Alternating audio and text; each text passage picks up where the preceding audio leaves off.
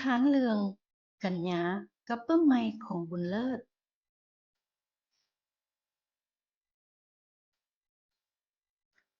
สุโมงเลิกลิ้นกัญญามานั่งแต้มฮูกอยู่โต๊ะหินน้อยก้องห่มต้นไม้กลางเดินโรงเรียนอยู่เทิงโต๊ะเต็มไปด้วยสอสีหลากหลายสีสันบุญเลิศเปิดประตูห้องเรียนออกมาก็เอิ้นและย่างมาหากัญญาด้วยอารมณ์สดใสร่าเริง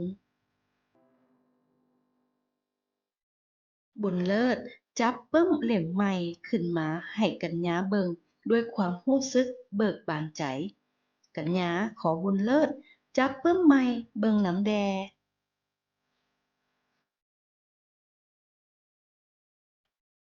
แต่บุญเลิศคิดดนเตอร์และในที่สุดก็บ่ยอมให้เพราะย่านปึ้มจะเปื้อนสีที่อยู่ในมือของกัญญากัญญาอยากเบิงแฮงจึงเนิ่งโตเข้ามาใกล้ๆ กัญญาเกิดสะดุดขาเฮ็ดให้ทั้งสองคนล้มเปิ้มของบุญเลิศถึกทับจนหน้าปกขาดครึ่งบุญเลิศร้องไห้เสียใจหลายเพราะปึ้มหัวนั้นแม่นพ่อตู้ฝากมาเป็นของขวัญวันเกิดให้แก่บุญเลิศกัญญาเงยหน้าขึ้นมาเห็นหมู่สนิทร้องไห้เสียใจก็บ่อาจเมินเฉยได้ กัญญาตั้งใจคิดหาวิธีแก้ไขปัญหาที่เกิดขึ้นปึ้มหัวนั้นมันมีคุณค่าหลายกว่าเงินคำมันมีคุณค่าทางด้านจิตใจต่อกับบุญเลิศหลายบุญเลิศเสียใจเลยแล่นหนีจากวันนั้นกัญญาอยากขอโทษที่เฮ็ดปึ้มของบุญเลิศค่ะ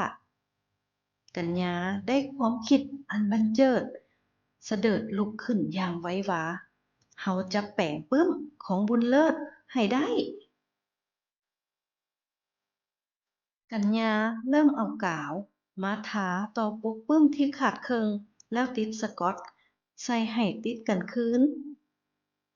จากนั้นกัญญาก็เอาปึ้มที่แปลงแล้วไปส่งคืนให้บุญเลิศกัญญาได้ขอโทษบุญเลิศจากใจจริง บุญเลิศแหนมเบิงปึ้มที่มีหน้าปกติดใส่กันคือเก่าก็ยอมให้อภัยกับการขอโทษอย่างจริงใจของกัญญา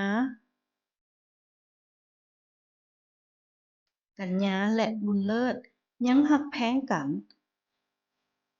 ทั้งสองคนมักมานั่งอ่านปึ้มอย่างเพลิดเพลินนำกันตอนเลิกเรียนอยู่กองหุ่มต้นไม้กลางเดินโรงเรียนเป็นประจำคำถามหนึ่ง